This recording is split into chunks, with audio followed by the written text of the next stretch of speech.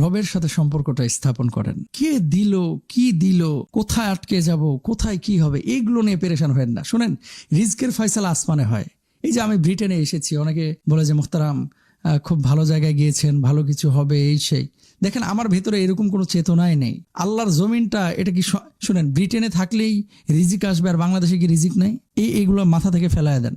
আমি এখানে আসছি দিনের কিছু স্বার্থে, যদি আমার দ্বারা দিনের কোনো কল্যাণ হয় তাহলে আমি থাকবো, আর না হলে আমি চলে যাবো বাংলাদেশে। আমরা দুনিয়াতে আল্লাহর জন্য কিছু করে যেতে চাই, দিনের জন্য কিছু করে যেতে চাই। যে রিক্সাওয়ালা, সেও তো জীবন ধারণ করেছে। আর এই দেশের কত মিলিয়নিয়র দেখলাম, আল্লাহু আকবার, হ্যাঁ, যা টাকার অভাব নাই, আল্লাহু আকবার। তো আল্লাহ সুবহানাহু ওয়া তাআলা যাকে খুশি তাকে দিবেন।